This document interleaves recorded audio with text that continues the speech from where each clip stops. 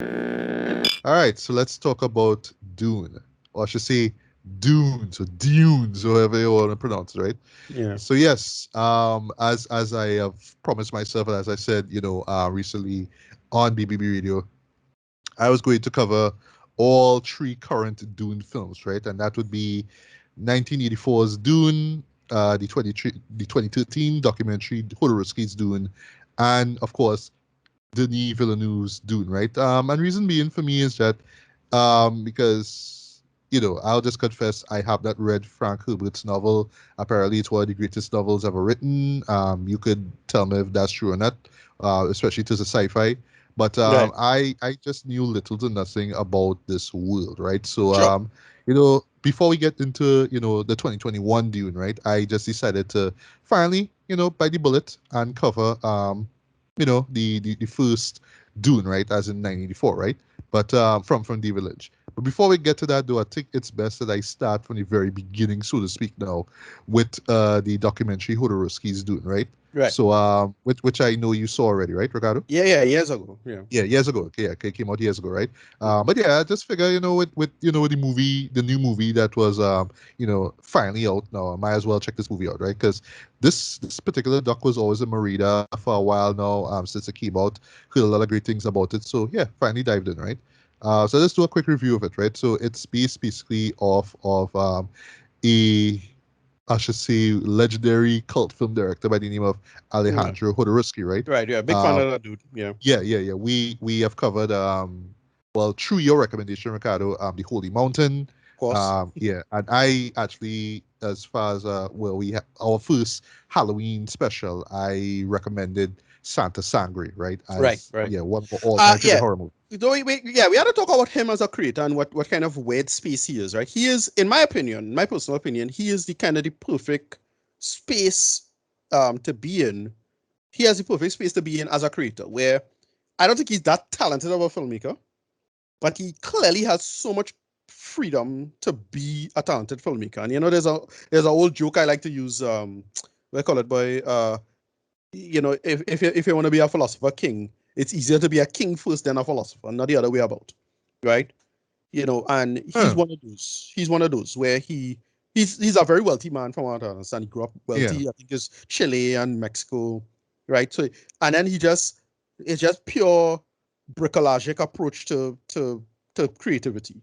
Just throwing all kind of ideas and concepts and ideas into his stuff, and then you just get it done from a production standpoint. And when you think Yeah. about it, it's a very sloppy way of creation, but it works in his case. He just happened to just line up so well with his stories and movies because his a lot of like dreamlike logic and religiosity and tapping Mhm. into effectively just history and ideas and culture Yeah. in Yeah. really interesting ways now.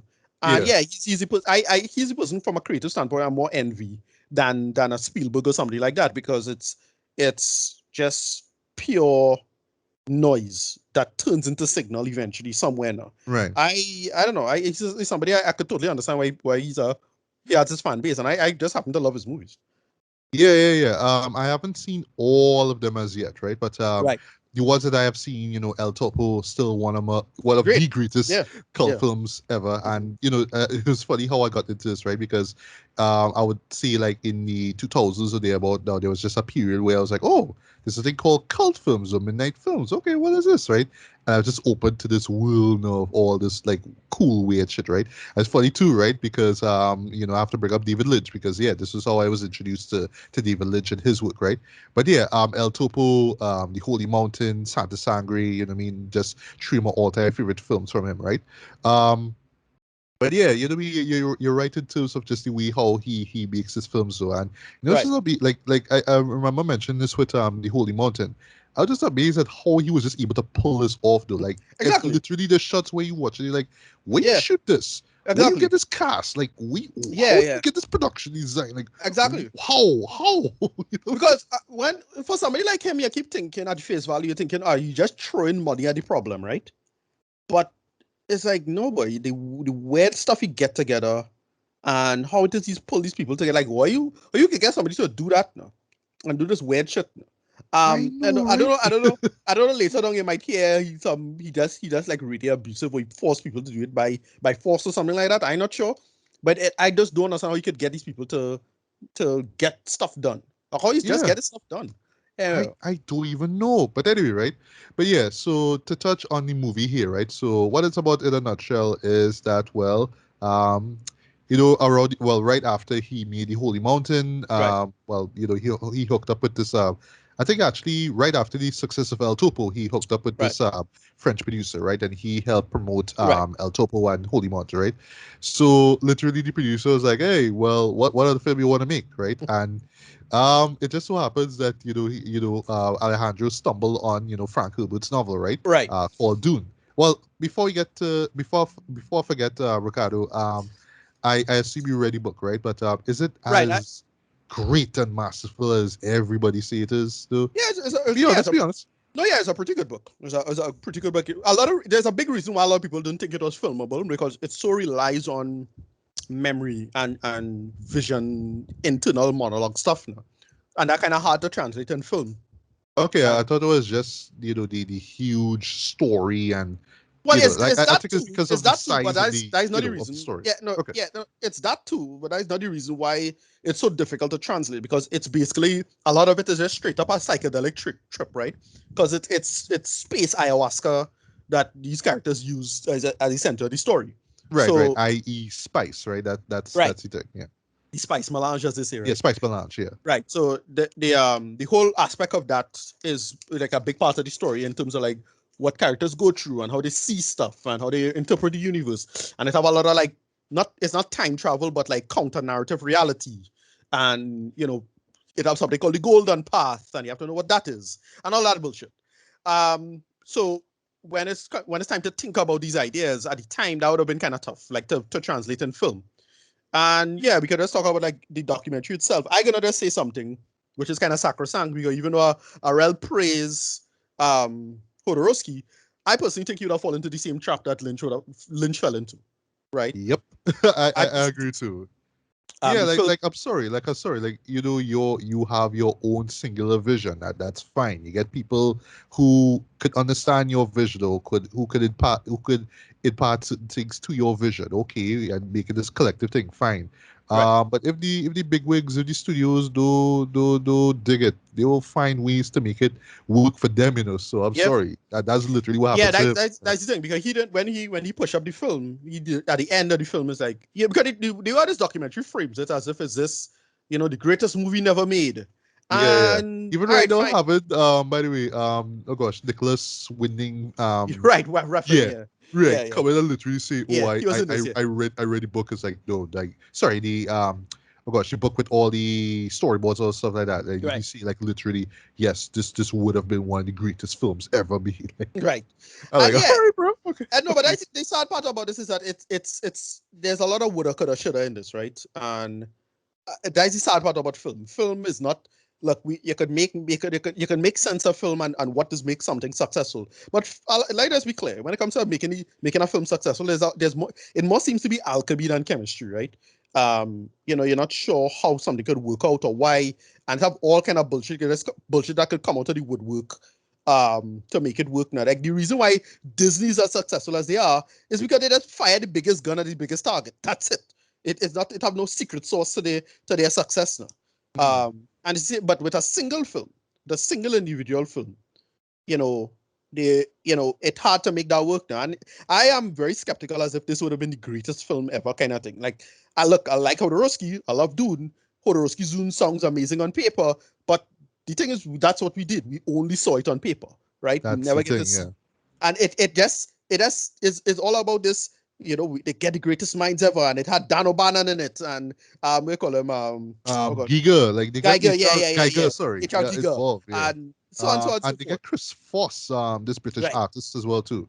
Yeah, they get And you all of get these like a guys, lot of yeah, people on board though. yeah, and all of these guys went on to do amazing shit, right? Let us be clear about that. But at the end of the day, the film ultimately wasn't made, and it was thrown out for very unfair reasons. Like you had to give somebody the shot to make them prove wrong, right?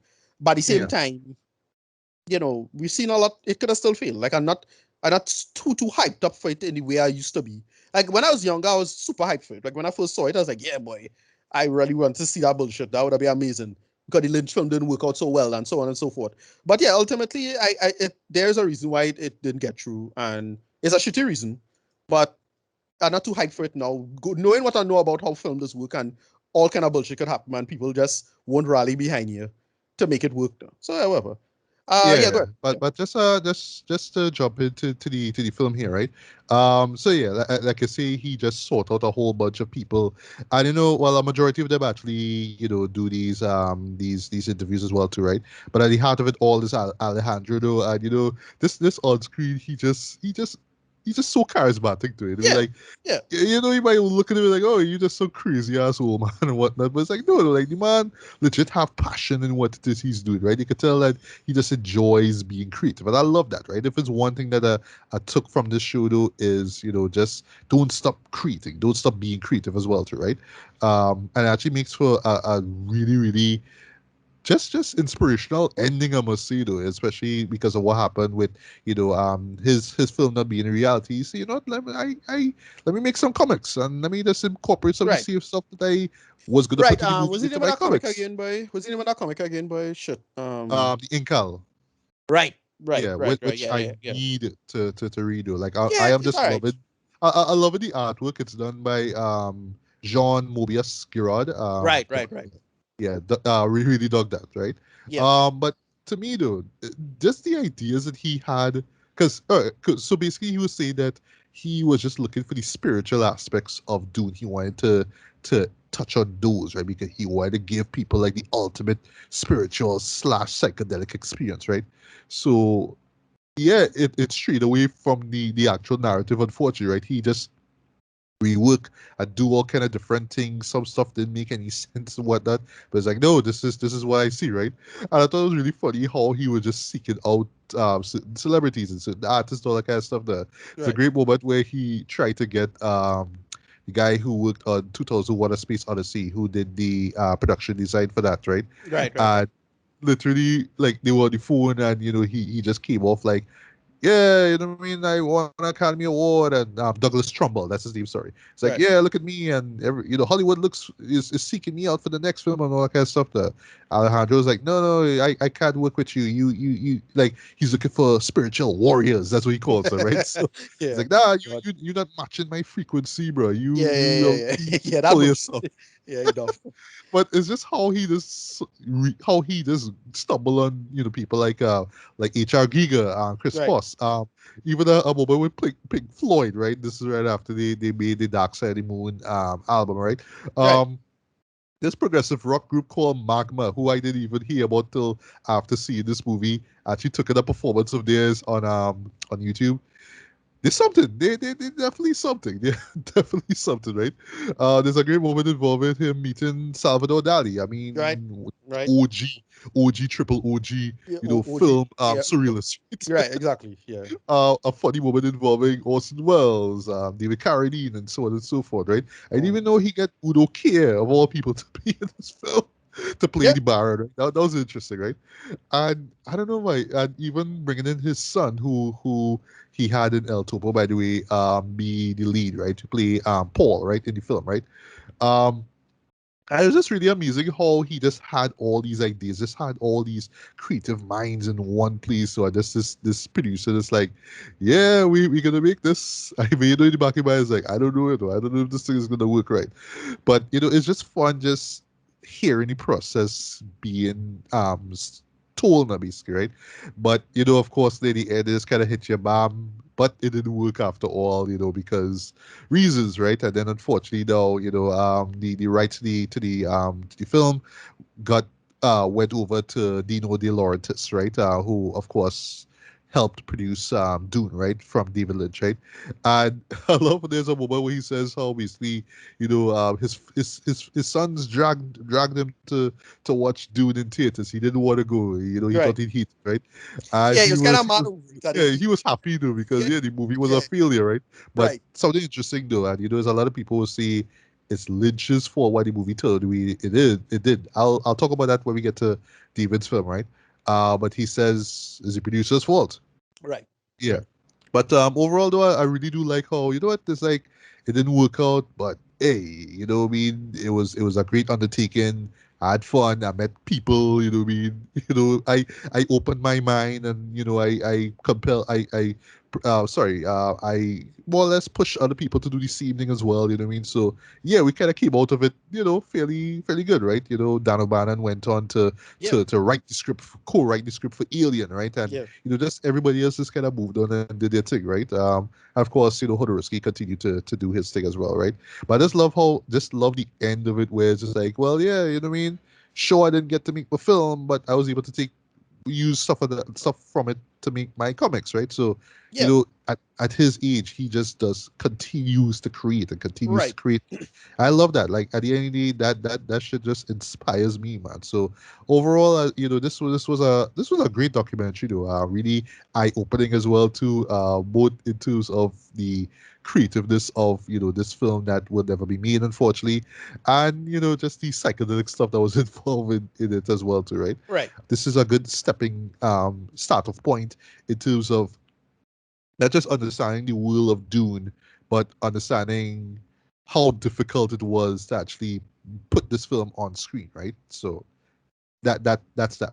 Anything else you want to weigh in on the documentary and Yeah, of I remember. Jodorowsky's vision? Yeah, it's one of these documentaries to hype up filmmakers, right? That's what it is. Like Yeah, it designed it's for a yeah, filmmaker slash film lover film. right. That's But what it's it for. designed for men who can get through their movie and hey, it's the powers that be, man, and try to hold back my creative force and whatever it is, right? And Alejandro Jodorowsky is really like the patron saint of that bullshit, right? But yeah, they make it. It is a very very well made documentary. I really enjoyed it. I rate it very high. Like I don't know, I gave it like a 9 out of 10. I remember really really liking it. All right. Um, Well, if you were to ask, I would give it a strong 4 to 5. yeah, Easy yeah, strong yeah. 4 to 5. Yeah, it's just really, really entertaining and well done. Great, what is a interview driven documentary. Yeah, yeah. It really works. It really, really works. For what it is, and it is to hype up young filmmakers about. Well, even if you have a bunch of good ideas and it's you could do all and it does teach that lesson well. Like I'll say that it does teach you lesson of you could do everything right and yes, it still won't work right. Things that does happen all the time. Especially in something as arbitrary and chaotic as the film industry, right? Um, but yeah, I really enjoyed it for what it is, and yeah, it's a good place to start if you want to understand the relationship of adaptation, especially something like Dune, which is super difficult to adapt now, and you need a special kind of skill of a director to make it have it, as I say, make it make sense, kids, make it make sense, right? So yeah, dug it. All right.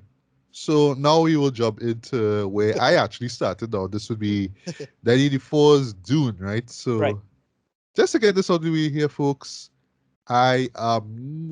I would say like So I'm a okay, super so fan of what? Yeah. yeah, no, which one you watch? You watch one version, right? Which All is right. Well, here's the thing, right?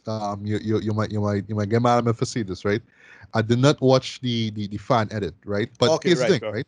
The fan edit and the director's cut roughly had the same runtime, right? 2 hours okay, 57 minutes, right? right. But of course, I think both are different. They have significant differences Right. each So other, right? this is right. So I've been on the fence about this, right? Where should I acknowledge the fan edit at all because it's technically not canon. Well, I shouldn't say the word canon, but you know what I mean. It's not part of the director's vision. Exactly. Yeah. Therefore, I can understand why you could skip it as part of judging the movie. If you're judging the movie, you either judge the director's cut or the theatrical cut, right? But because the fan edit came out so many layers later, as far as I know, Lynch had nothing to do with it. So Oh, okay. if look, it's great. I think the fan edit is superior to both the theatrical and director's cut, but I have no problem if you don't want to acknowledge it in the discourse. Right. You Well, know, so it is okay. Yeah. Well, yeah, actually, I do plan on watching that fan edit, right? right, Just to see what changes. Or I yeah. assume, of course, is from a huge That, fan of the film and the book, that's the right? So I problem just too. want to see what changes or what tweaks should have been made to make a much better film. Now. Well, that's the problem too. Like because you're not familiar with Dune, like you kind of don't know what to look for. And this is the same problem that Star Wars had. Like if you're not a Star Wars fan, you have a lot of shit that you won't get, but you just enjoy it for what it is. Dune has the Right. same Right. kind of relationship. Like a lot of people make that joke, right? The Dune is Star Wars for adults, right? Like because Dune have so much bullshit, you had to dig through. And I'm saying bullshit, but you know what I mean, right? Yeah. That's There's just a law lot, and just a it's a lot of lot. stuff, but It's a lot, right? And I don't think the book is ridiculous as amount. I don't think the book is as dense as people make it out to be. Like I thought it's fine, but it's a lot. Let's be clear about that. It's a lot. You have to think about the history and make sense of this and make sense of that. And the fan cut is really a fan cut. It is for fans. Like it's for people who already know X, Y, and Z about this, that, and that, and quits at Haderach and all of that. I know your brain is out of hurt when you had to get into all of this noise, right? But yeah, because let's talk about, if we're judging the Lynch film, let us talk about the theatrical cut and how bad it is, right? Okay, well, Yeah. I haven't seen the theatrical cut, right? I saw Oh, you the watched the director's cut? Yeah, I did, right? But Oh, I'll okay, share my okay, all thoughts right, on no that, right? problem. But Okay, but before we begin, just to let you all know, right? I am not the biggest super fan of David Lynch, right? But right, like Alejandro Jodorowsky, I do respect him. I do think that he is one of the greatest directors living right now. Just mainly because he was just able to make films the way he wants to make them, right? right, Very unconventional, very weird, very artsy, very surreal, right? But how he was just able to become popular, I would say, was just more or less just finding that common ground in terms of in terms of just familiar genres, right? So the neo noir stuff or the mystery. Sorry, neo noir like with Blue Velvet, or neo or mystery like with Twin Peaks, for example, right? right, He always finds that common middle ground that people could still kind of watch and enjoy the films for what they are. And then, when they get to the weird stuff, they could, think about it for themselves, right? I even did, an episode, talking about just a major, just David Lynch's filmography up to, Twin Peaks: The Return, right? And I would still say Twin Peaks: The Return is one of the best TV shows of the past decade. A lot of people say right. one of the greatest TV shows ever made. I guess, you know what I mean? But, like this was like a true return to form now. You know what I mean? I know for some people, they might just look at his films and be like, no, they're just weird for the sake of being weird, head up your own ass and arty farty, that kind of stuff. But it's like, no, Right. this guy has a vision. It's mostly dream logic, but, it's based just off of personal feelings and fears and all that kind of stuff now. And just admiration for film, right? So that's what you get with films like Blue Velvet and Mulholland Drive now. Just that Right. I love this genre, but I'm gonna do it my own way. That's what it is. You know what I mean? So, but I would say just before we get to the theatrical cut now, this film was the one that I always avoided, and it's just because I heard so much bad things about the theatrical cut now. So I Right. was I was happy now when when the director's cut was available now. So I finally sought that out, and that was the one that I took it because I wanted to see it from Lynch's perspective and not the truncated version to make it easier for normal people, so to speak, to enjoy, right? But yeah, theatrical cut, thoughts on what was wrong with it. Oof. I know there's Well, a lot, there's a lot. oh, yeah. oh, All oh, right. sorry for interrupting. This is the last time I'll stop, right? The only thing I saw, for the theatrical cut though, was that intro with Virginia Madsen, who looks like Yeah, she just plays. gorgeous. Shit. What's her character name? But she's Uh, the Duke's daughter, I think. yeah, Princess Yeah. Irulan, right? Right. Right. And Right. she's like literally looking at the screen, Yeah, they're staring talking. at you, And they're and talking. giving you 3 minutes of exposition, Yep. Trent. Yep. And I'm like, Lynch, what the fuck? That's how it starts. Yeah. So how did this? What was so many wrong with it? Yeah. Basically, it's the typical problem with a theatrical cut. Hack to the bone. Don't make a lick of sense from flowing from point A to point B. If you're not familiar with the book, even if you are familiar with the book, you still will be like, wait, why you cut from here to there and do this? It's just a mess from my editing perspective. I know no one who defends the theatrical cut.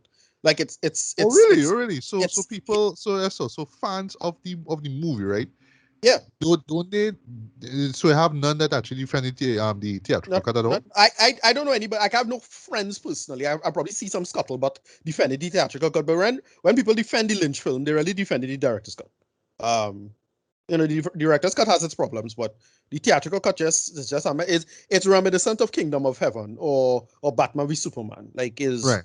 it's just like, what the hell is this shit? Like, yeah, it's Yeah, just a why are integral scenes missing? Like, what's going on? Yeah. yeah, that's pretty much it. Um, yeah, that's pretty much it. So it's just playing with that aspect of it. I mean, so much of it doesn't flow together. It moves from, like, they get to Gurney, they get to this, and then they get to that. Then they move to from Paul's arc. Well, so debatable how old Paul is supposed to be in the world. He looks a little too old in my opinion. But Oh, whatever. okay, okay, okay. Like, I'm accustomed to that in the sense that, um, you could debate how old Paul's supposed to look like, but I felt in the book, I was like, yeah, Paul not supposed to be like real young, Judd, like real young. And he looking like a big damn man, big hardback man in this. I know, right? But And it's didn't not even really. know it was Kyle MacLachlan Yeah, exactly. debut, right? And Right. as he and Lynch, I mean, great. They Yeah, collaborate well, like on exactly. Blue Velvet and Twin Peaks, right? So yeah. Exactly. Right. But no, but I was accustomed to that scene because I saw the film. The first time I saw the film was on VHS with my very Catholic family. Which is funny because, like, I get the feeling that the story just kind of pass over their head about criticizing the Catholic Church, but whatever. Right. But yeah, it's it's just a mess. Like, it's an editing mess. Like, a lot of it doesn't work. It was hacked to the bone to fit into theaters. You could tell Lynch didn't have no control of the situation.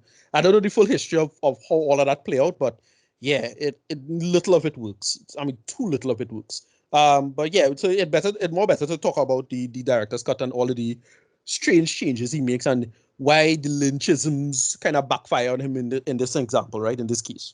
So yeah. Yeah, totally agree, man. So yeah, you're right, though. Because as much as as much as David wanted to make it his thing, way it was really to the detriment of the movie, man. So Yeah. like what I saw actually, technically you could call it the director's cut, right? But Right. it's actually the extended version. That's what it's called. That's how Right. it's Right. Right. Right. available on home media, Right. right?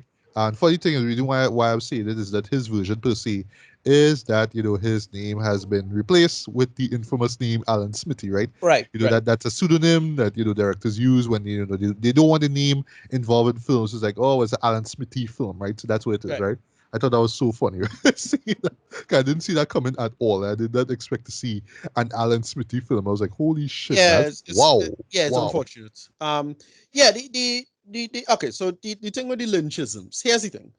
David Lynch really thought he could have, like, just say, um, he really thought he could have just apply his random arbitrariness to this really expansive sci-fi universe, especially when it comes to the what do I call it, the Harkonnen, and Yeah, apply to them, and thinking, oh well, because the Harkonnens are so kind of weird and eccentric, I could apply yeah, to them. And then he does a little bit of a queer coded villain kind of stuff a little bit, right?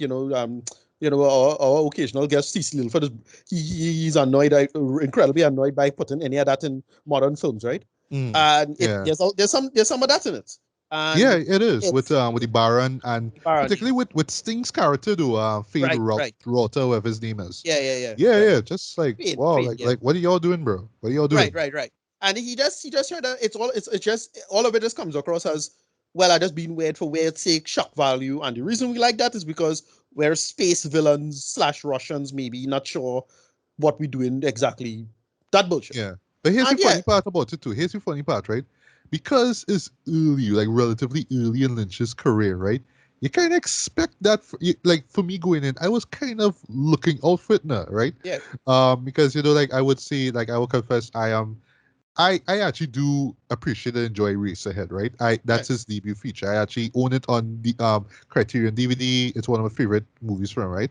But so me going in blind, I think it okay, we're gonna get some lynchisms here, there. But like when I see it now, yeah, and the context of it all, it's just like, no, but this just doesn't work though. You know what I mean? And that's just because I think the main reason is because it's a PG movie, and it's for a mass audience now. So right, okay, if you want to go weird now, but have a little consistency with it now. And now I'll just jump into the extended version, right? So what they do here, they actually have this long prologue now, right, pacing right. in the show, right? Yeah. Explaining, okay, well, this is the house, Er, the house Well, Atreides, This is the Okay, so house there's I don't coding, know and I don't this know if is you what saw hippity this. hoopla. Yeah, I don't know if you saw this, but did you see the history of it, like showing the Butlerian Jihad and Yes, yes, yes, okay, yes. okay, cool. And Okay, right. Okay. my God, boy, I don't know Yeah. who it is narrate that by, but this is the house Atreides, and in the Yeah. year 10,193. Bullshit. So it's like it literally feels Not funny. like you're in school, like Yeah. literally like you're sitting down and you have Yeah. to take notes. That's how it feels like. It just Yep. goes on, man. Yeah. And just the use of narration at throughout the entirety of this film, Yeah. just to explain things, just didn't work because that just the guy's voice was just dull and drab. But it's just like, all right, show, don't tell. You just keep telling me, telling me, telling me, telling me, telling me, and every time you're showing me, you just showing me a little bit, a little bit, a little bit, right? It gets even worse now, right? So this is one of the funny parts about this whole movie, right? Uh, Characters are telepathic in this world, right? Okay, Right. fine, fine, Well, fine, yeah, fine. yeah, kind of, yeah. So, right. So you have characters literally like speaking to each other telepathically, right? Okay. But there's literal moments where a character would like you would just see someone just stand like when they're being introduced, right? Case in point, I think Patrick Stewart, when his character is introduced, they do that, right? His character is introduced, right? And he just stands and stares at the camera. Right. And you're hearing the narrator say, well, his name is so, so, so, so, so, so, so, right? But he's just standing there and waiting for the cut there. But it gets even worse now when you see other characters are introduced and you have two people behind them.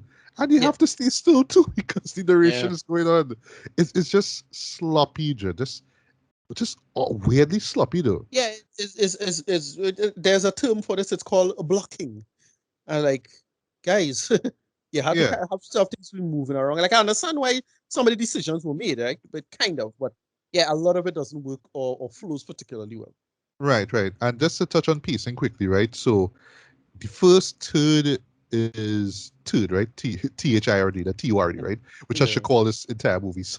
Yeah, But do. yeah, Yeah. it just moves at a snail's pace, boy, because they're just explaining this, they're explaining the voice, they're explaining how these characters do this, and Yeah.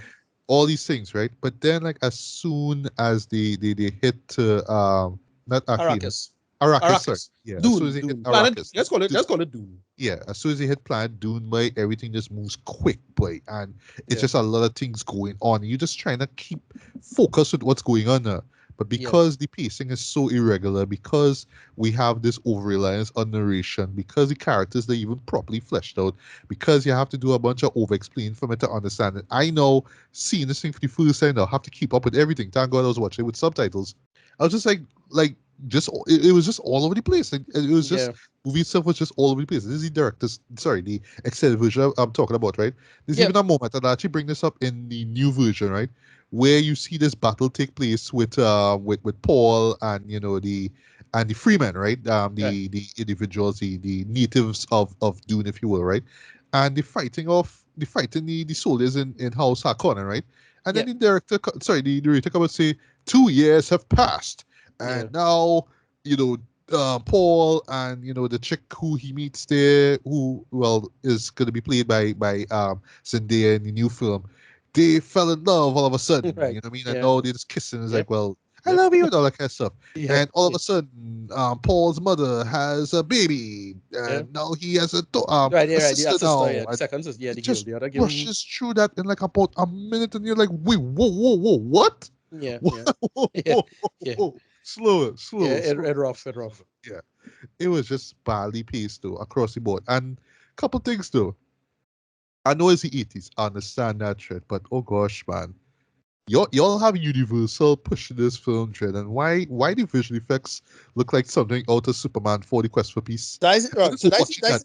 The thing is, it has a okay. Oh So I have been on gosh. record. No. I've been on record kind of defending this film because I actually like a lot of the kind of weird diesel punk aesthetic it has, All right, and well, I would say like set design and production right, design, great, right? It's right. very much like It gets certain things right. right. It's very much. It reminds me also too of Flash Gordon in 1981 though. Right. But the problem with Right. that though, Exactly. because that one So was intentionally embracing camp. This one okay. wasn't, So but it just here's the came off problem, right? like campy more than anything else. Here's the problem is that this movie suffer from being a little too not waiting for the tech to come out.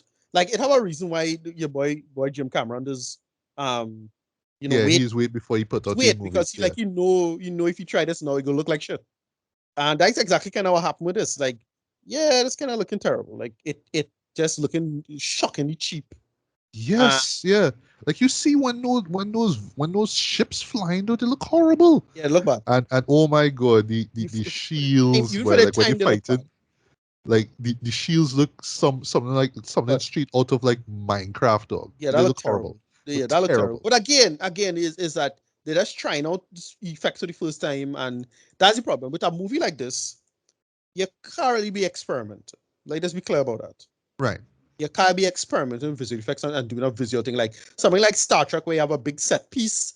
You could experiment with the set technology because you'll get away with it, and it's all about the set technology. A classic example is probably we call it Star Trek 2, right? Yeah, the Where Ratakan. Ratakan, where they had the planet blow up for the first time. I think that was the first time um ILM or Pixar thing get work, and it was the first time they Oh, get okay. Okay, I know about that, yeah. right. You see the 3D planet blowing up, and we call it the Genesis device or whatever it is, right? Right. And yeah, that's pretty much the situation as it is. It's a kind of shame that they get this working or done under that concern. It's like, no, you're not supposed to do it like that. Like, do it like this. Like, Agreed, yeah, yeah. stop wasting time on that. And is a he get you could tell he kind of get put in a weird space now as a filmmaker. Like, I would agree to it. Like it if you just if you really felt like it was just out of his control, but it was just like, right, all right, you make weird shit. You made a one good film, The Elephant Man. All right, cool. Let's just right, and really it's off the success of The Elephant Man is how he got right. to do this in the first place, right? Yeah. What? And that was kind of the core issue for me. It just is one of those things I just say, you have a big project, you get a green light for it, great. But no, you have to like sit down and work out why it is that it's gonna work or not. And you get put in that trap. And that's basically that's how I interpret that whole thing. Is that he Yeah, had yeah. no workable um like control of the situation, right? That's the One way thing. or the Yeah. other. And well, you Yeah. could blame the thing and they didn't give him the budget or whatever it is, but like the tech just was not there. Period. It wasn't. Um, It wasn't. Yeah. yeah. Very good. But just a couple more things before we move on, right? So, while I was watching this show, though, I was telling myself, you know what? Well, maybe it was just the writers, maybe it was just the problem that the person who wrote the script just didn't get. So, he just kind of Right. wrote something right off the bat and just kind of give it to Dune. Sorry, Right. to Lynch there. And then I realized, oh shit, he write the script. I'm Yep. like, That's a wow, big red flag. dog. That's a huge While I red was watching this, I was just like, all right, they do him a boy dirty here. flag. He deserves better than this. Yeah. Like, like he wasn't ready. Like he wasn't that experienced to handle something as big as this shred. Yeah. They just threw him in the deep end basically. So it's just like, well, wow, but they could have worked with him. The writers could have worked with him, see what they could have do. Boy, and I see the man write the screenplay, like, oh my god, Shred, like, wow, wow, wow, wow, wow, wow. I feel it, but like I feel like something just hit me, boy, when I see screenplay by David Lynch. Where I was just, Yeah. jeez, man, right? Yeah. Yeah. Yeah, It's but one of these is one of these nightmare scenarios that, again, much like with the Jodorowsky Dune thing, you want to know what the hell happened behind the scenes kind of thing. It's yeah. unfortunate. It's really unfortunate. It is. It is. So just a clues, right? So I mean, I understand if the show has its fan base, right? Like again, I love cult films, right? I love to just look at weird shit and see, oh, this is why people like this. Okay, cool. And this, but it's for me and how I imagine all cult films work. They have to connect with you in some way. You know what I mean, it has to kind of hit you in a way, right? So Erisa hit me in a way. This didn't hit me at all, right? So if you grew up on Lynch's Dune and you enjoy it, okay, cool. But I didn't grow up on it, so I guess that leaves me out there. But I'm sorry, like I just look at this as a film, as a product, as something being made, Right.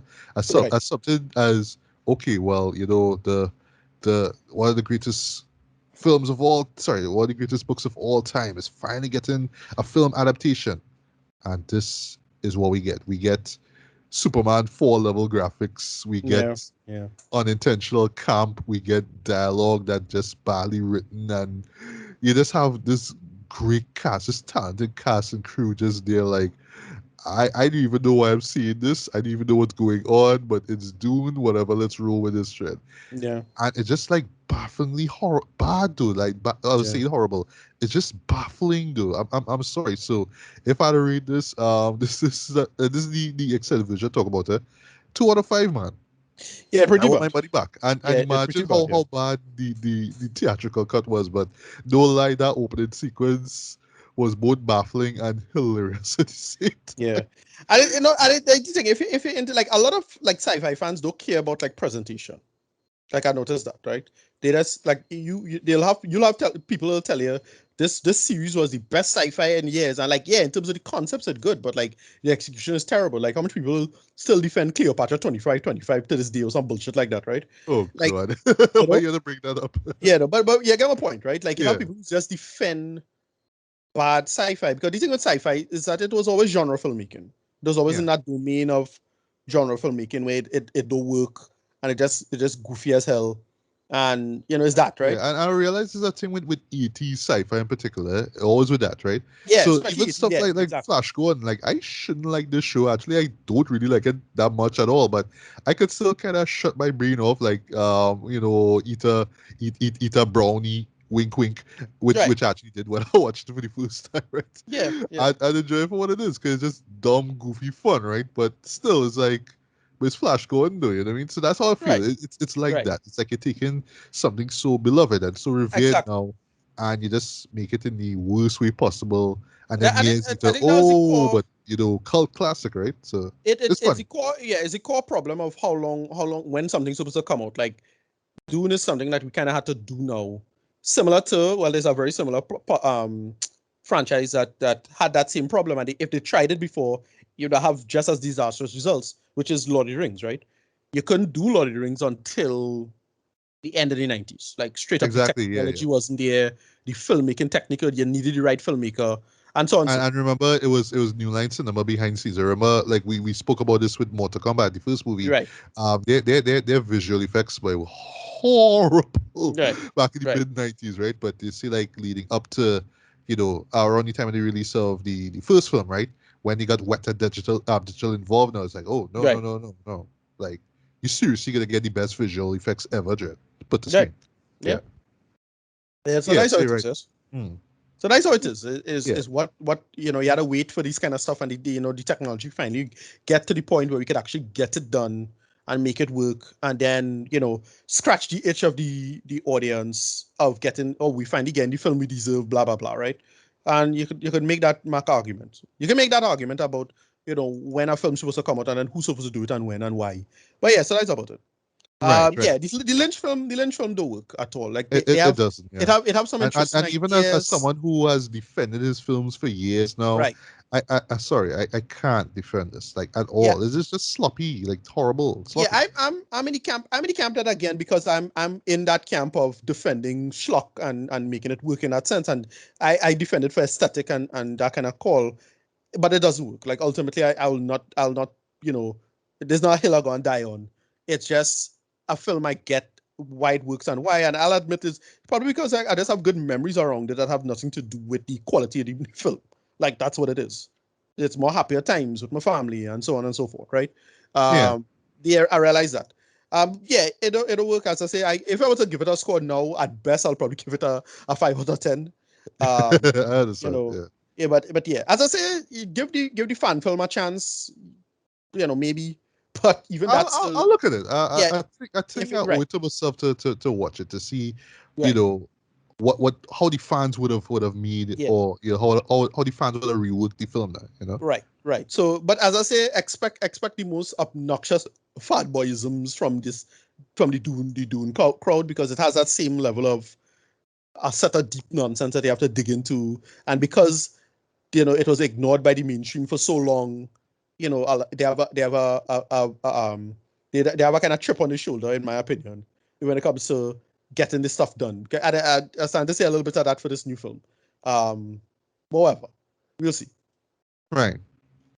And yeah, let me just jump into the new film one time, right? Right. Sure. So, this of course is directed by Denis Villeneuve. This is a Right. filmmaker that we have just pretty much been fucking with for, the Yeah. past decade or so. We with stuff like Enemy, Arrival, Blade Runner 2049, which remains my one of my top 10 favorite movies of the decade.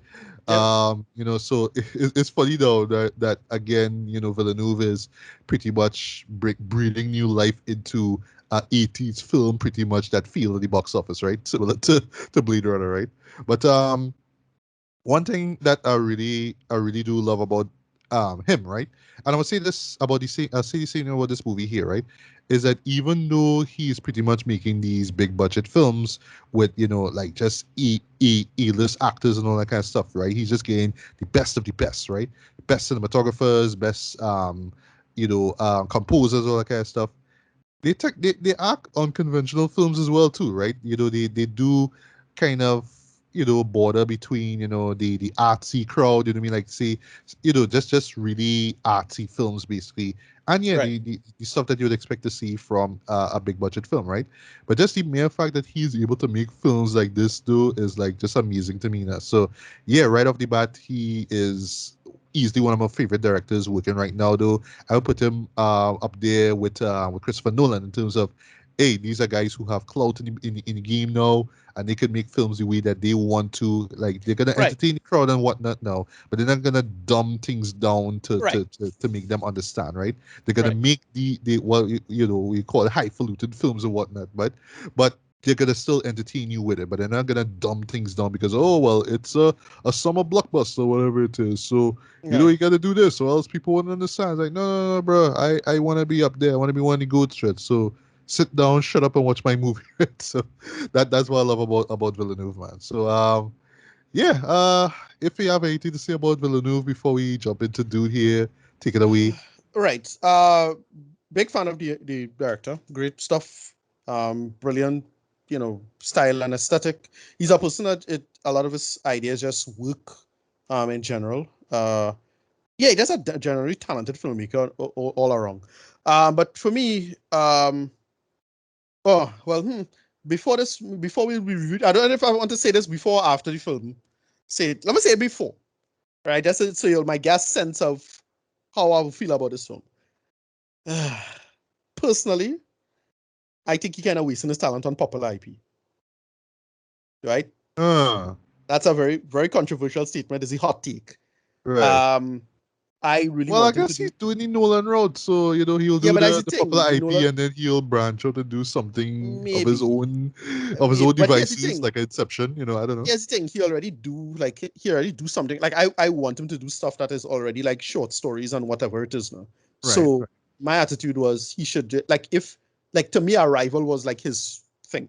Like I wanted more like that. right. Like you don't need to Even though it's based off of a a short short story, right? story. It's a Yeah. short story, but it's a less popular IP. Like Right, it's right, not. right. That's the point. A point I'm trying to make. Like I want like I'm not that excited for Denis Villeneuve's Dune Part Two. I more as I would be more excited for Denis Villeneuve's The Three Body Problem, right? Or Denis Villeneuve's Artemis, or Denis Villeneuve's Seven Eves, or Anatem, or something like that, right? Where it's less popular IP, he puts his energy behind, and then he makes those amazing movies, right? That's how I think about it. That's how I feel about it. And because the problem with Dune is that material his style is kind of overshadowed by the actual material. Like I'm thinking about the material over what he comes with as a filmmaker, in my opinion. And I felt the same way with Blade Runner. Like I don't like Blade Oh, I Runner see. anywhere near as much as you do, or most other people do, right? Because I felt that story only got interesting at the ending. Okay, okay, okay. It was just getting interesting and then it ended, right? But All right, I got you. I got it you. was still well made, Yeah, right? And that well, I'll bring it up in my review though, but I just love how, like for me personally, I just went into that show expecting, oh, it's gonna be a continuation, and we're gonna focus on Ryan Gosling's character, but right, it just went in different directions though. Like I didn't expect anything at all the first time, right, right, from my first view of the film though. And yet I came out of it like, wow, this was so amazing. And then the more I thought about it, I was like, okay, this makes sense how it progresses the story and all that kind of stuff now. So right, again, right, right. unconventional. You go in, but you're not gonna get what you yourself, you personally might expect from the film now. Exactly. Right. Yeah. I mean, as I say, here's the problem. I'll admit that if I wasn't like really into the topic that Blade Runner gets into, and I was like other sci-fi and other books got into it, that I probably would have enjoyed more. Um, but because I already know the answer to a lot of these questions, and the way how this brings up a bunch of queries that not that interesting to me conceptually. Like Mass Effect did it, Okay, and Battlestar Galactica did it, and so on. So by the I time they see, I see. brought by the time this movie brought back some of these ideas, I was like, all right, well, I see this already. Yeah, yeah, you're bringing Not everything to bad. the I table. don't think I I got don't. you. Let's be clear. I don't think the movie bad or anything like that. And this Dune movie have the same problem for me. So like you'll get into you'll start, and I'll just drop my opinion. Right. So, as you spoiled, but technically not really a spoiler. This is, part one of Dune, right? I assume it's gonna be a two-parter. The way how it's set up, it clearly is a two-parter. I don't think it's gonna be a trilogy. Cause that sounds more like studio interference, but whatever, right? So yeah, again, it's the story that, either you're familiar with or not, right? So it's centered on, just House of treaties, right? And how all through some circumstances involving the emperor, they become ruler basically of Arrakis, right? This is a desert planet with these vicious, large, gigantic sandworms and just harsh conditions, but they also have this substance basically, right, called Mhm. spice Right, melange, whatever you want to call right, it, right? Which is used also for interstellar travel, but right. also has hallucinogenic Yeah, powers, it's a right? kind of it's a kind of panacea kind of thing, and it's only really found on Arrakis, and it really kind of control the situation. But okay, good. Yeah. Yeah, yeah, right. Mm. So at the time now they are replacing the house Harkonnen, right? They are So the rivals, right? right, The right. rival house, the evil, the villains in the show, right? Yes. But because of who's running the show as far as the Harkonnens go, that would be the Baron Vladimir, who's played Yeah. by Stellan Skarsgård. I didn't even know it was him Yeah. till the end. I was like, holy Okay. shit.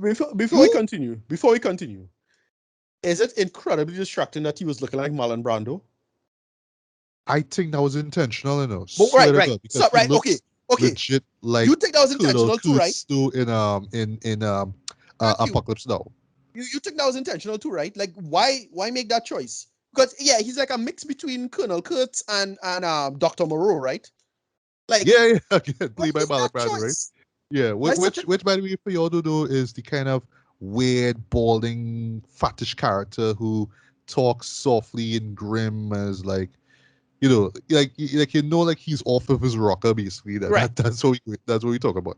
Yeah, Yeah, so of course, because he's evil, now his plan basically is just to take back Arrakis from House Atreides, right? right. While all this is going on now, we are introduced to Paul, right, who is Hmm. basically the heir of House Atreides. He is Yeah, the son son of the of, Duke. yes, Yeah, son of the Duke. Well, the mm, Duke Leto, who's played by Oscar Isaac, and right. Lady Jessica, who is played by Rebecca Ferguson, right?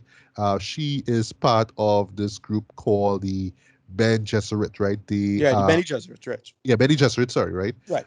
The sisterhood, they use I would say mystic powers, but as Right. So far yeah, as stuff like Jesus. they have very psychic kind of powers. They could Right. control a bunch of stuff about themselves. And really what they're doing is they manipulating things. Because that's where the story. Okay, so that's to clear something up. Dune is not a white savior narrative. It's kind of a subversion of a white savior narrative, in a sense. Right, right. Or just a messiah narrative in general, right?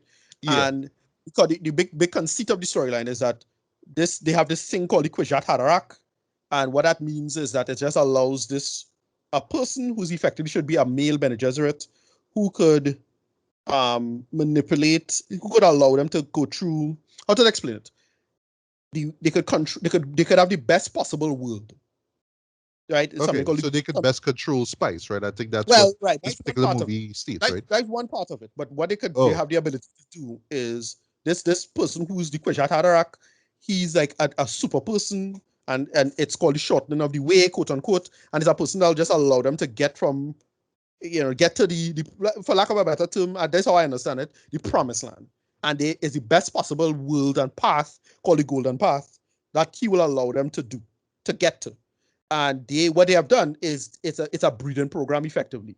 But then Lady Jessica, she now, and they explain this in the movie. They do a good job of explaining this in this movie. Of Lady Jessica now, she um kind of jump in front of that parade now by having a son. And this was Yeah. something that I didn't get as a kid, but it's only as an adult. It's like, oh shit, they have the ability to control the sex of their child, which is really cool and interesting. Right. Because that's why they have no boys, they have no Bene Gesserit boys necessarily, because they deliberately like manipulate the well, basically before the Y chromosome could form. And apparently this has like it lines up with real biology in terms of like what gender is for a baby and whatever it is. Like that stuff don't form until like well within the pregnancy now. Right. So you could like play with that before the chance comes. And so Paul was not supposed to be born, effectively. Like that's a Right. whole Right. like it's a whole shenanigans and political machination on their part. Yeah, so that's pretty much Right. it.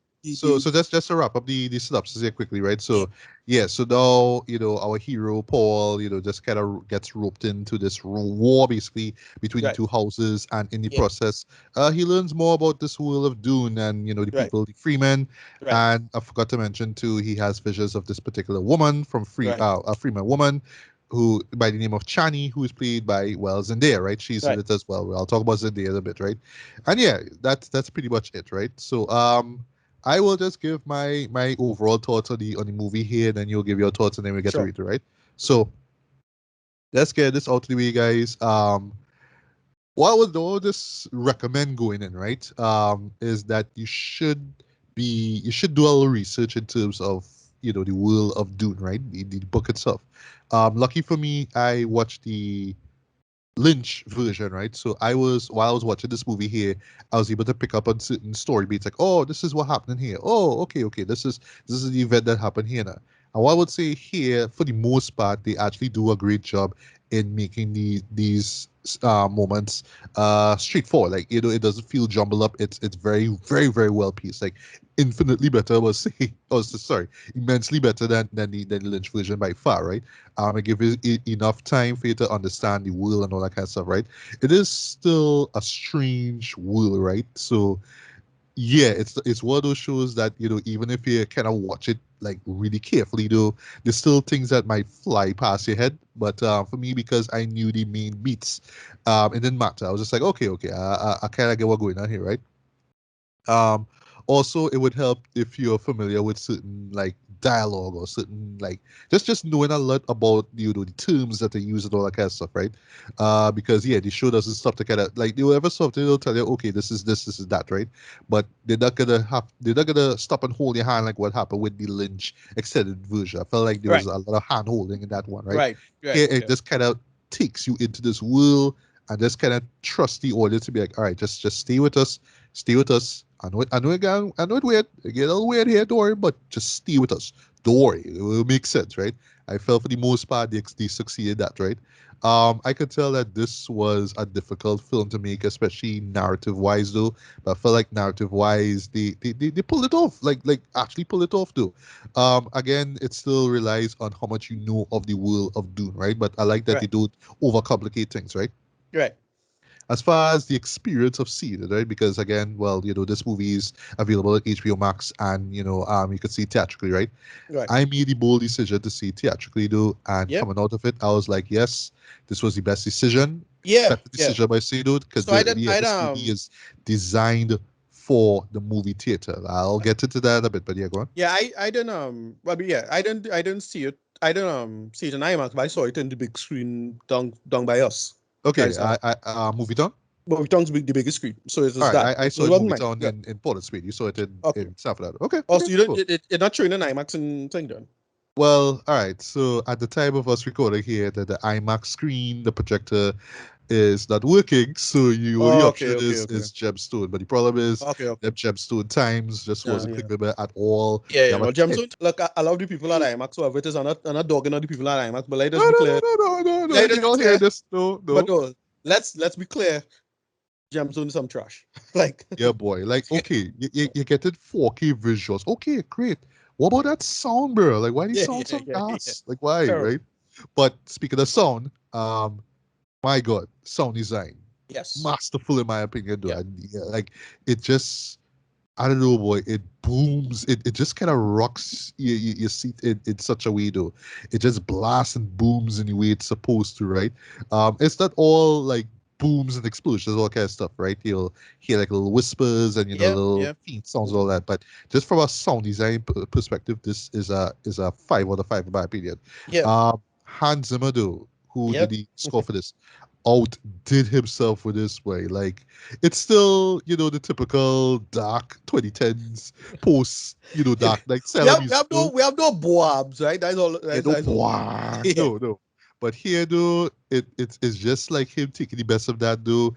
But he puts a little bit more Middle Eastern elements into it as well, too. Yes. Yeah. Because Right. the Will of Arrakis. I mean, if you look at it deep, it's pretty much a Middle Eastern will, right? Sorry, Middle Yeah. Eastern country, right? That's what it is, right? But yeah, especially the female ululating that you hear, you know Yeah. what I mean? Like when you hear that on Which mix, is it's getting a like little old, but yeah, good. I know, like because the funny thing is like I heard this in Justice League, the Snyder cut with every Right. moment with Right. freaking Wonder Woman do. Yeah. But I'm Yeah. sorry, like when it happens here, it's like all right, I feel it. But Yeah. why it works so is because you see like how like what I would say his score does very well though, it helps in telling the story. Yeah. It I don't want to say it's manipulative, but it really does set the tone. It really does tell you how to feel. Like, when the war is going on, it's going to tell you if it's heroic or if it's tragic or whatnot. The music helps guide what's going on around you, though. And yeah, I would say right off the bat, this is one of the best scores I've heard in if not the one I've heard in 2021 thus far. And I guess mainly because I was able to experience it, on big screen and not off of, a sound bar at home. You know what I mean? So, yeah. That being said, though, well, before I forget, though, performances across the board, fantastic. From Timothy Chalamet, who plays Paul, Yeah. Rebecca Ferguson, Oscar Isaac, just a lot of big actors. Josh Brolin. Didn't expect to see Stephen McKinley Henderson, right, from Fences. He in this too. Dave Bautista, Right. even though he doesn't, again, similar to, Your to Blade boy. Runner 2049, Yeah. Yeah. Your he's boy. more of a presence than anything else, Yeah. but the presence all worked though. Yeah. Your boy Polka Dot Man was in this. Good. Yes, yes, Yeah. yes. Yeah. What's his name? David Dash I forget Malchan. his name. Yeah. If I got the name wrong, forgive me. Yeah, yeah, he was in it as well too. And well, Stellan Skarsgård, even though he Right. is playing a Marlon Brando-esque character to the Yeah. Baron, yeah, he killed it though. He was just so He was good. Yeah. tripping, He was pretty right? good for what it was. Even Jason Momoa was decent. Right. Yeah. I don't know if it's just me or something that they do with his face, like makeup wise though. But he Right. didn't look like the suave, handsome Aquaman But they character. had him He looking just looked rough. They different had though. him Yeah, looking like because you really get the sense that he spent time in the desert with the Freeman now. Like you roughen up. You get that sense. yeah, Yeah. exactly. Didn't expect to see Javier Bardem and it. Like, okay, you in Right. this too. Right. You know what Yeah. I mean? Zendaya. Right. Let's just talk about her for a bit, right? Uh, yeah, she looked fine in the film. I'll give her Yeah. that though. What is like? So I understand. Okay, so one gripe though is that there's not enough of her in the film. Like if you can count up the amount of time, sorry, minutes that she's on screen, it's probably like about 5, but they just spread it out throughout the show to make Yeah. it feel like she's all over the show, whatnot though. As far as a plot device, sorry to call her that, but she is. It A little works. bit. Yeah. Yeah, but where the story stops off, you're gonna get more of her, hopefully, right? But she have a presence. I'll give her that though. It's just not enough of it, right? That's the one gripe I have, right? Um, what else? Visual effects though. Yeah. OMFG, Yeah. yes, stunning. Set design, Set costume design, design, production design, special effects. costumes, Yeah. Look, everything good. special effects, even right down to the sandworms themselves. They look Yeah, look great. excellent, in my opinion, though. Yeah, and it feels lived in, though. That's what I love about it. It feels real. It feels authentic. It doesn't feel like okay, we just copy and pasted old sets from old What 80s, that what sci-fi films like Dune, exactly the what I was old worried films. about. What I was worried about myself is that it was gonna just do the Jodorowsky do thing by just it was just gonna do take stuff from that kind of, but Oh, no, okay, yeah, it yeah, does its own thing. yeah. It It's does, it does. it's a little bland and utilitarian, but it works. It's I don't have a problem with that because it makes sense and they don't get too creative with some of the designs, but most of the designs work like the little dragonfly vehicles and stuff like that. All Yeah. that, Oh, yeah. Those vehicles look really yeah, dope as look well, good. right? Yeah, yeah, And I was looking at the credits, like, oh, it makes sense. They actually shoot in Abu Dhabi. Yeah, That makes Right. sense. Yeah, yeah, Right. like with all the Yeah. deserts and stuff. Well, Yeah. there and Jordan and stuff like that, right? Yeah. I forgot to mention too as far as Villeneuve though. Well, again, Villeneuve just proves why he's one of the best directors in the game right now. I would understand like it's nothing like it's not like okay, how do I describe it? It's not visually there's a lot of great moments in it though, right? But Villeneuve isn't trying to do his own thing basically. That's the best way to describe it. He's not trying to bring his own flair to the world of Dune, right? He's just telling the story as is, so it's almost like he is in the background and he's just letting the movie speak for itself. So it's not Villeneuve's Dune, you know what I mean? It's just the movie is right front and center, right? So if you're going expecting some kind of like, oh, this is something I've never seen before. Wow, like it's not like that in terms of author theory, right? That's all I'll say, right? Right. Just a couple more things before we get to you, right?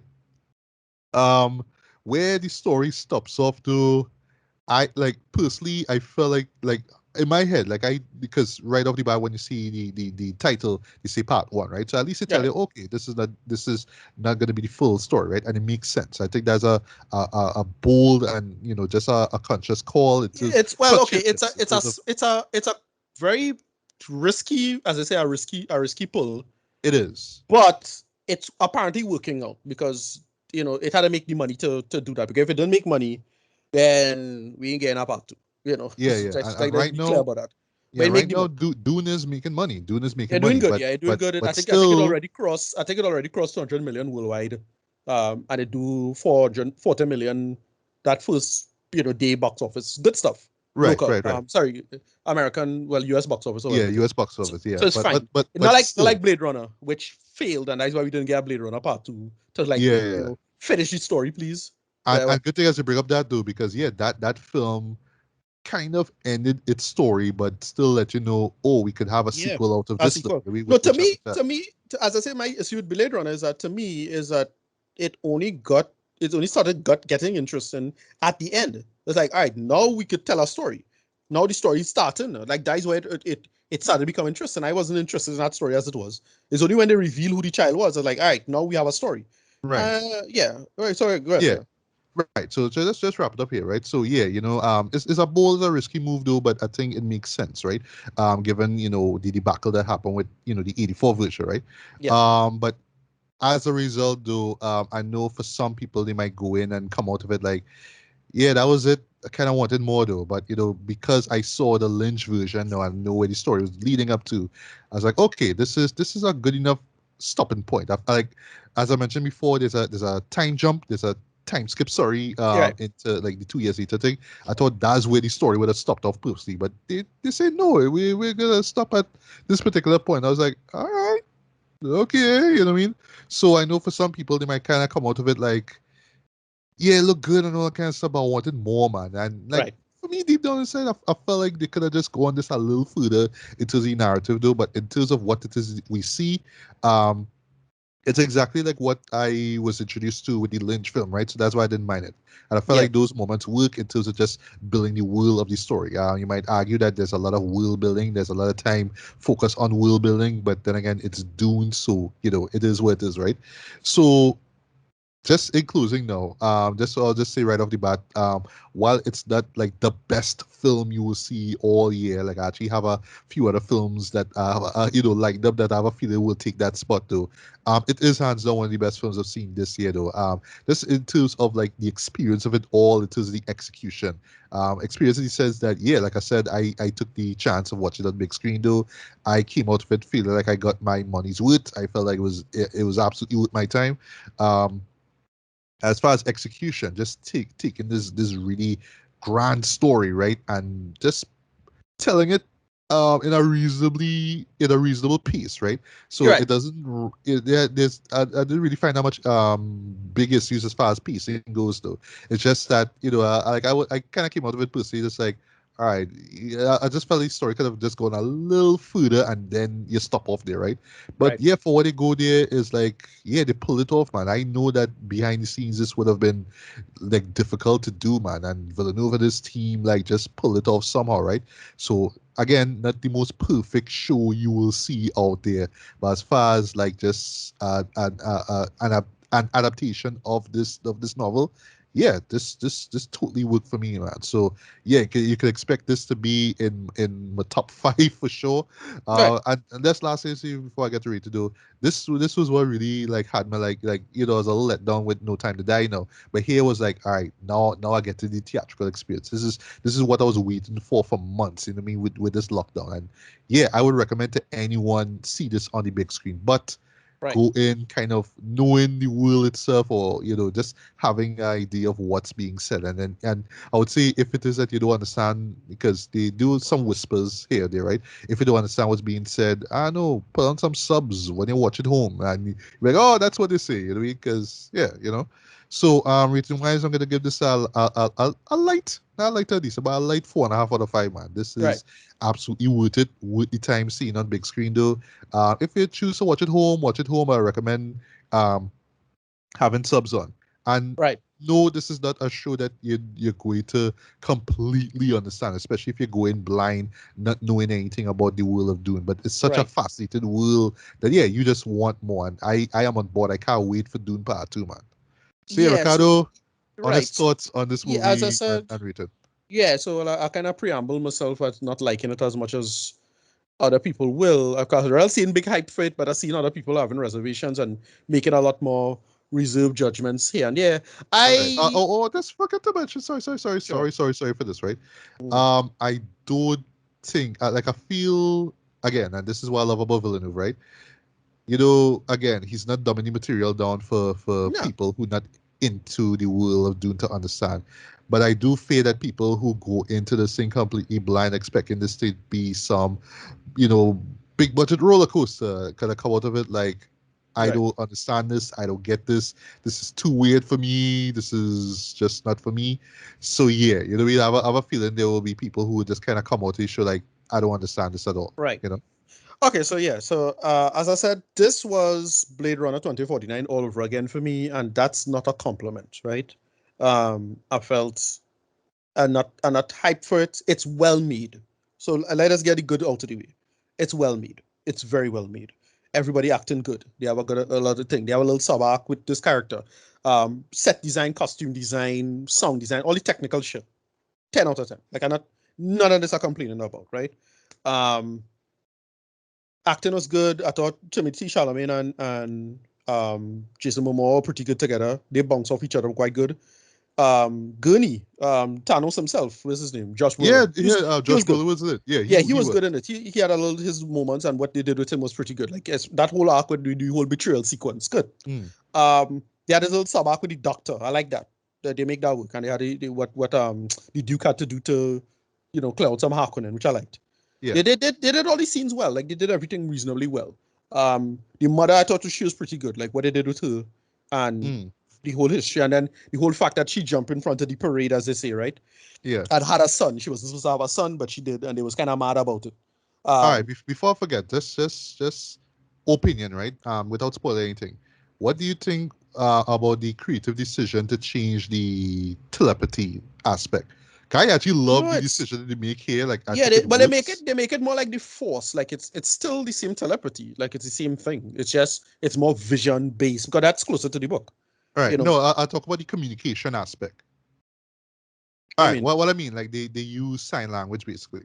no, that's fine. That's a good change. Yeah. That's fine. Yeah, I I love don't have that a, change because yeah, yeah, if there's one thing that just made the first Dune, the original Dune, insufferable, was the, we have to whisper like this, yeah, even yeah. though we're Shippers. thinking. Like, bro, you're thinking, why are you whispering? Why is Yeah, yeah, was they're some dumb. ASMR shit? Someone, Yeah, come on. whatever. Yeah. Yeah. Anyway, that was good. Who else was Sarah Duncan Brewster? I thought she was great in this. Um, she played shit. I forget her name right now. Character name, but she's the one who take them out and she call the worms to take out Oh, everything. oh gosh, the Fuman doctor, right, Yeah, the yeah, ecologist, yeah, right. yeah. She was She was cool. she was, she was great in this. Oh God, it's slipping my mind because they changed the character because it's Yeah, supposed to be, it was a white guy originally and they made and I thought she filled the role reasonably well. right. Didn't Um, expect to see Charlotte Rampling though. She yep, plays well, the Reverend Mother, and right, just right, that right. Yeah, moment yeah. with She her plays right. was excellent in my opinion. Yeah. Yeah, and as I say, yeah, Kynes. She played Kynes. Um, Yeah, and then they had all these little side characters who was good, like the guy who's playing the mentat in the beginning. He's this light skinned guy in a doctor. Remember in the beginning, Right, had a right. guy who That's the same guy from Fences that I mentioned. It's him. right. Yeah. I know him from the very depressed priest in Lady it Bird. get nominated. Yeah, Ladybird. Lady Bird, right. Yeah, Ladybird. He's show up in a bunch of shows. He was in the newsroom. Follow. He's shop. He's shop. Okay. Uh, Yeah. yeah, He's a short person. Mm. yeah.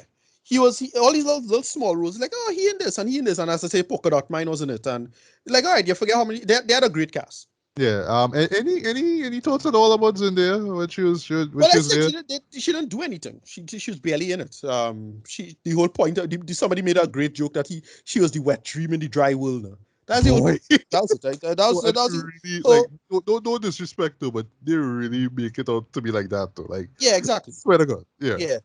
So that's the whole idea of it. Timothy Chalamet held it together. I thought he was a great antagonist. He felt to me like how a Paul should feel like. Antagonist, you say? No, protagonist. Sorry. Oh, protagonist, right. Yeah. Sorry about that. I was a slip of tongue.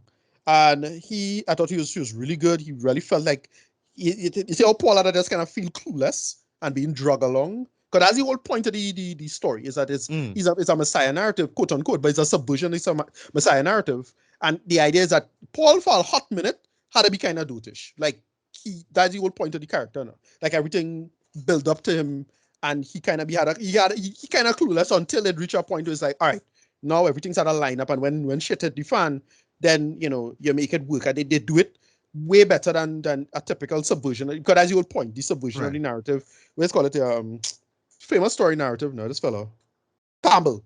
Oh yeah, Joseph Campbell, right. Yeah. It's a big subversion of that Campbellian, framework, right?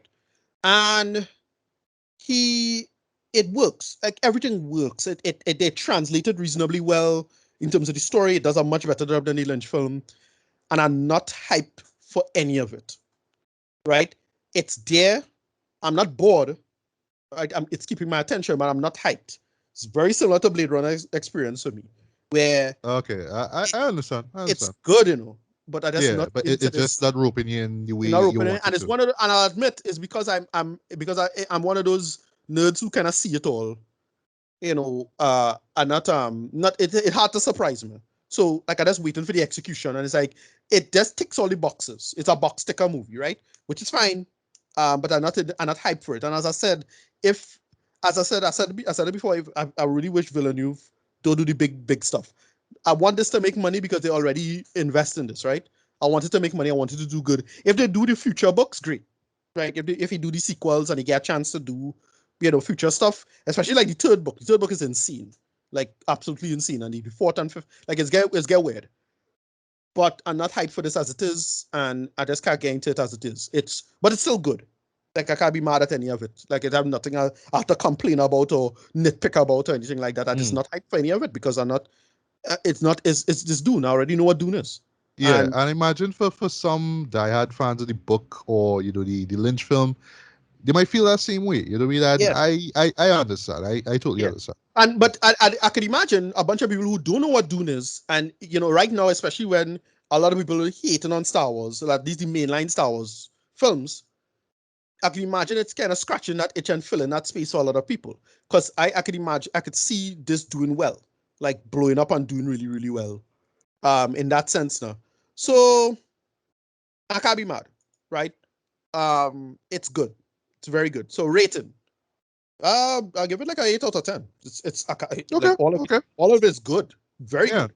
But I'm not into it, and I really, really, really feel that he wasting his talent on popular franchise stuff. Like I really wish we just push up stuff that is short stories, and we push up, relatively small sci-fi that then in not in the popular consciousness yet, but just popular only with readers, and we push that up. Like I wanted, like you see how The Martian got a movie, which I really loved. Like I want Artemis, which is his second book, I think, get a movie, right? Something like that, or Neil Stevenson, or somebody like that who never really blow up in the mainstream. And Villeneuve to me was the perfect vehicle for that because he did Arrival, and I really thought Arrival was such a breath of fresh air. Now. I absolutely Yeah. love Arrival. I thought that was great, and I really thought we was gonna get more of that, but we didn't. right? Yeah, well, Or, maybe we will soon enough, man. really, It's just, I guess, it's a matter of time, right? I guess. right? I waiting for the Three Body Problem movie more than another Dune movie. But the thing with Dune is that Dune is one of those things that a lot of Dune fans' fault never got a fair shake anyway. So this is Dune fans scratching that itch anyway. It finally getting the fair shake and its respect in the mainstream, right? Fuck David Lynch, be doing this. Yeah, It have some who thinking like that. Fine. right. So I can't be mad at any of it because I'm a Dune fan myself. I'm not a super Dune fan, but I know enough about the universe and the world. And I read the books from the Sun, which is like hot doo doo butter. Let's be clear, them prequel books is real trash. But whatever, I'm familiar with most of it, and it works for the most part. So I have to give it its due. It's very well made. They solve a lot of problems. I'll give it an 8 out of 10. But I just not excited for it because it's not new material, and it's one of those too little, too late kind of things, in my personal opinion, when it comes to like getting stuff done. Like I need new sci-fi. Sorry, I understand. right. But whatever. Yeah, It's Dune. It's Dune. It's great. I can't be mad at any of it. It's great. right. It's pretty good. Okay. Yeah, 8 out of 10. Yeah, well, in closing though, like I said before, I think we're just gonna get a part two, and that should be it. I Yep. really hope we do get a trilogy. Please, dear God, no trilogies. Like Nah. it worked with Lord of the Rings, but that was a trilogy of books. I assume. Yeah, but I So think it was already a trilogy of books. If you're doing a part right. two, remember this is still the first book, eh? So Yeah, exactly. yeah, exactly. And then it So was, well, just to touch on Lord of the Rings again. Now it was even worse now when you take one book called The Hobbit and oh make a god, trilogy that was out of fucking that, right? ridiculous. That was ridiculous. They should have stopped at two. They should have stopped at the Desolation of Smog. That's my opinion. No. I stick to that. My attitude just make one very long movie, and call out George, and let's do that. And they make 3 movies. How ridiculous! Exactly.